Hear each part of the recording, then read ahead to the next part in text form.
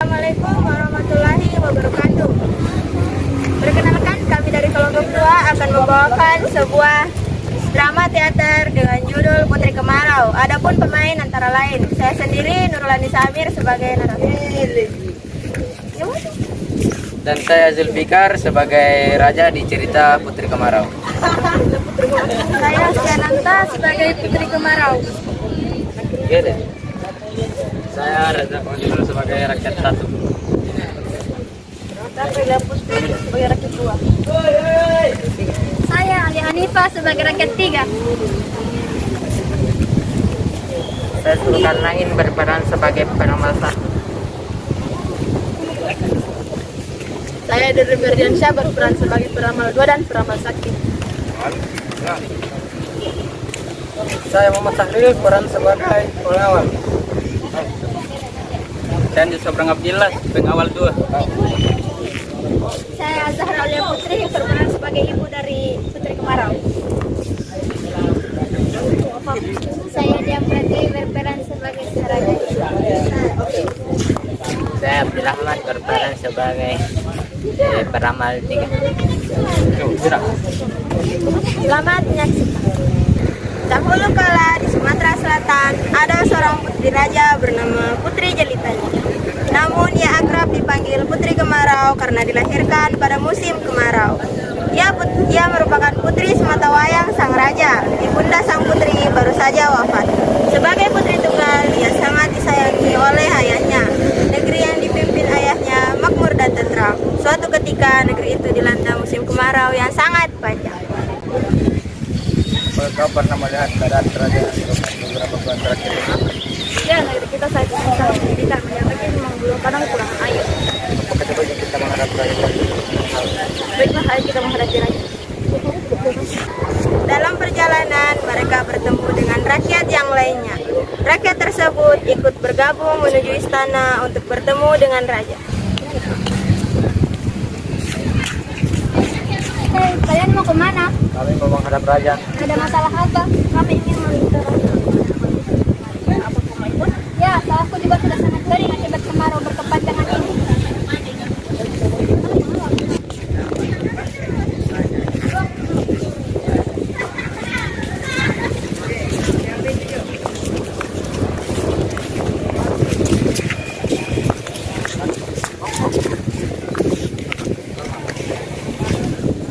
Wahai rakyatku, apa yang membuat kalian kemari?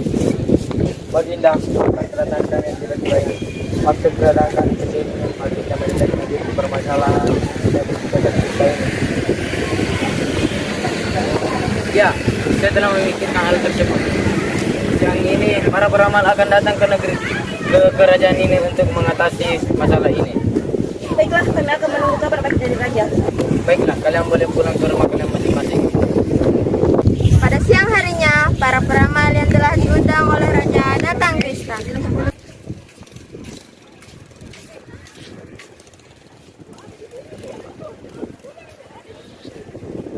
Ada apa bagi kami kemari? Saya mengundang kalian kemari untuk mengatasi masalah yang ada di sini.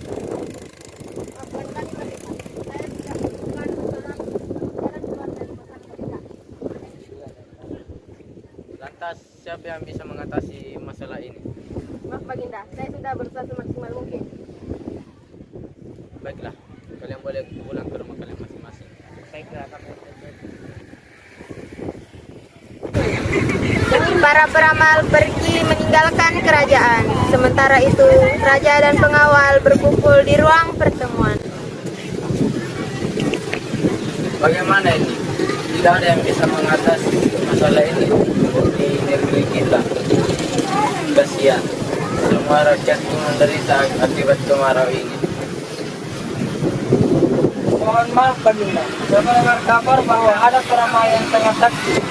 Dia tinggal di desa terpencil dan dia jauh dari kerajaan ini. Benarkah? Coba siapkan kereta, aku akan pergi ke sana. Siap Baginda. Raja segera bersiap-siap untuk pergi menemui peramal yang dimaksud. Setelah itu, seluruh keluarga kerajaan berkumpul. Putriku, ayah akan pergi ke desa terpencil untuk menemui peramal sakti. Untuk sementara waktu, Ayah percayakan kerajaan ini padamu. Baiklah ya, kau bisa. Baiklah, ayah pergi dulu. Raja segera berangkat dan meninggalkan kerajaan. Setelah beberapa lama, raja pun tiba di kediaman peramal yang dituju.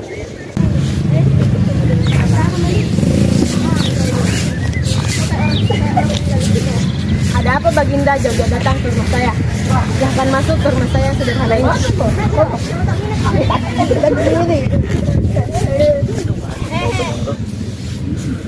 Ada apa Baginda datang ke rumah saya? Saya datang ke sini untuk memohon kepada peramal untuk mengatasi yang ada di negeri itu. Bangun. Jalan keluar dari masalah kerajaan Baginda akan muncul pada mimpi putri Baginda. Baiklah, saya akan membicarakan ini kepada putriku. Baiklah Baginda. Sang raja pun meninggalkan rumah peramal. Setelah sampai di kerajaannya, raja kemudian menemui putrinya. Putriku, ayah telah bertemu dengan peramal tersebut. Katanya, jalan keluar mengenai masalah ini akan keluar dari mimpimu. Apa kau telah bermimpi tentang hal tersebut? Belum ayah, tapi alangkah baiknya jika kita menyerahkan masalah ini kepada Tuhan. Benar juga apa yang kau katakan, wahai putriku. Perkataanmu itu membuat ayah menjadi sadar. Maafkan ayah, putriku. Kemudian sang putri tertidur di kamar pribadinya. Saat itu putri bermimpi bertemu dengan ibu. Wahai putriku, kesulitan yang dialami negeri ini akan berakhir jika ada seorang gadis yang mau merelakan dirinya dengan menceburkan diri ke laut. Putri segera terbangun dari tidurnya. Raja juga masuk ke dalam kamar putri kemarau untuk menenangkannya. Ada apa, putriku? Ayah, aku telah bermimpi. Aku bertemu ibu. Ibu bilang kesulitan negeri ini akan berakhir jika ada seorang gadis yang mau menceburkan dirinya ke laut. Jika memang begitu, besok kita akan mengumpulkan rakyat untuk memberitahukan masalah ini. Keesokan harinya, raja kemudian menepati ucapannya.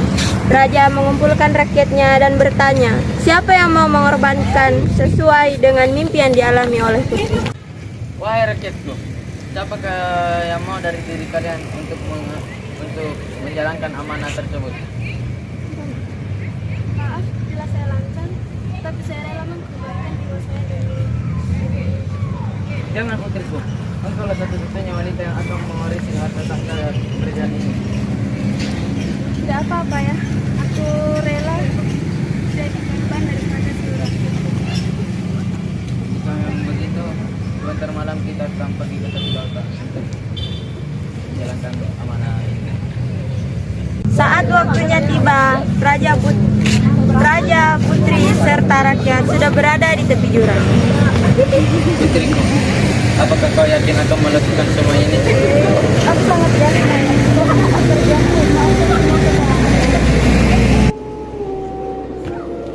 Baiklah, rakyatku, mari kita pulang ke rumah kita masing-masing. Sang putri pun terjun ke laut. Setelah sang putri sudah tak terlihat lagi, raja dan rakyatnya pun kembali ke istana. Setibanya di istana, raja tidur dalam kamarnya. Tiba-tiba raja mendengar bisikan gaib yang menyuruhnya untuk kembali ke tepi jurang untuk menemui putri. Segeralah kembali ke tebing di dekat laut dan temuilah putrimu di sana. Dia terbangun dan kemudian mengumpulkan rakyatnya dan kembali ke tepi dekat laut. Wahai rakyatku, mari kita kembali ke tebing. Ada sesuatu yang mengatakan bahwa aku harus kembali ke tebing untuk menemui putriku. Raja dan rakyat menuju ke tebing di dekat laut. Mereka berpencar mencari sang putri dan pengawal berhasil menemukan. Itu putriku. Tuhan, terima kasih telah menyelamatkan putriku. Pengawal, cepat bawa putri itu kemari. Raja pun memerintahkan pengawal untuk menjemput putrinya dan membawanya ke istana. Beberapa tahun kemudian, raja menyerahkan kekuasaan pada putrinya. Sejak saat itu, Putri Kemarau menjadi ratu di negeri tersebut. Ia memerintah dengan arif dan bijaksana, sehingga rakyatnya hidup makmur dan tentram. Demikianlah teater dari kami dengan judul Putri Kemarau.